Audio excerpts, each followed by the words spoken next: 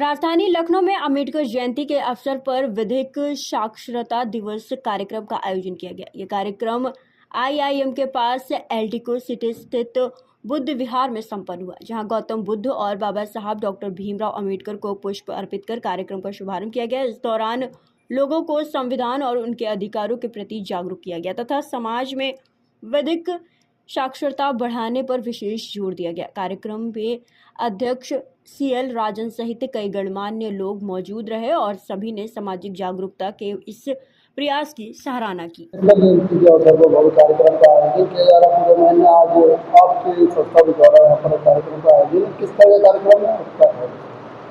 ये बाबा साहब डॉक्टर अम्बेडकर जयंती के उपलक्ष्य में अम्बेडकर माह आयोजन समिति द्वारा पूरे जनपद लखनऊ में 1 अप्रैल से लेकर 30 अप्रैल तक अम्बेडकर जयंती कार्यक्रम मनाए जाने का कार्यक्रम विभिन्न स्थानों पर किया जाता है, जिसमें जहां पर बुद्ध विहार है, बुद्ध विहार में आयोजन होता है।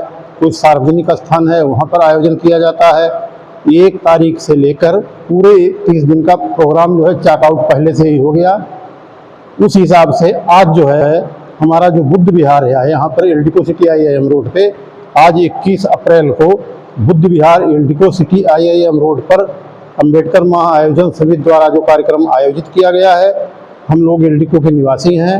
अम्बेडकर माह आयोजन समिति का हम अपने बुद्ध विहार में बाबा साहब डॉक्टर अम्बेडकर जयंती मनाने हेतु उनका स्वागत करते हैं और सम्मान भी करते हैं कि इस पावन पर्व पर एक ऐसे महापुरुष बाबा साहब जिनको केवल लखनऊ ही नहीं पूरे देश में और पूरी दुनिया में उनको सभी लोग मान रहे हैं, बाबा साहब डॉक्टर अम्बेडकर जयंती मनाने हेतु उनका स्वागत करते हैं और सम्मान भी करते हैं और उनके विचारों को अपने जीवन में मतलब आचरण जो है उनका करते हैं कि हम भी वही आचरण करें, हमारा परिवार आगे बढ़े।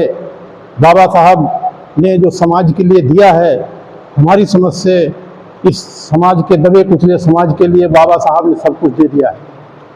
उन्होंने संविधान के माध्यम से जो समाज में असमानता थी उसको दूर करने का भरसक प्रयास किया।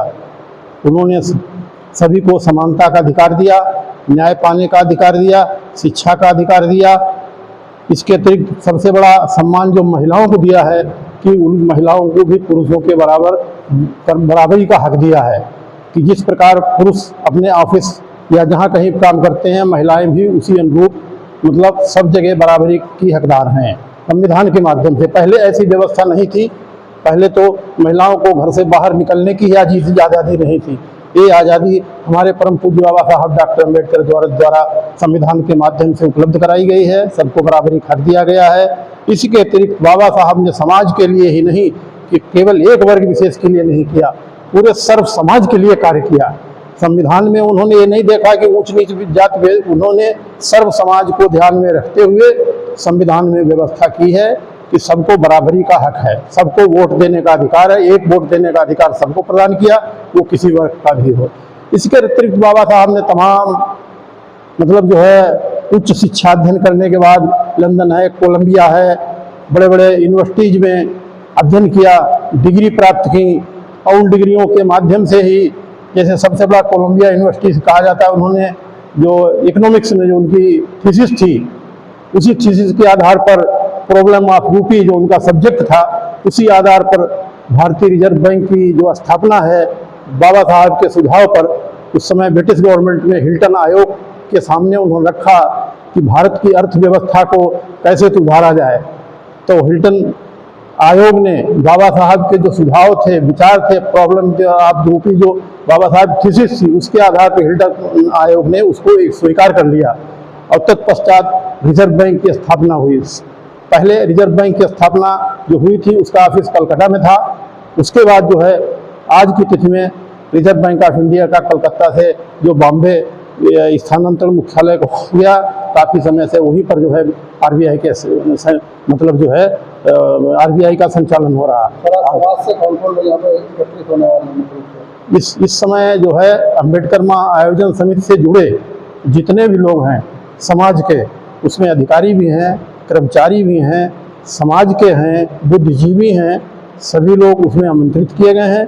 और कितने लोग आते हैं ये तो समय पर निर्भर करता है। सर बात करें समाज में जो युवा हैं उनको क्या संदेश आज के अपनी तरफ से आप देना चाहेंगे? युवाओं को तो मैं ये संदेश देना चाहूँगा कि जो परम पूज्य बाबा साहब ने अपने जीवन में संघर्ष किया है और संघर्ष के माध्यम से जो समाज को दिया है, हमारी युवा पीढ़ी भी बाबा साहब के विचारों को आदर्श मानते हुए उसका अनुसरण करे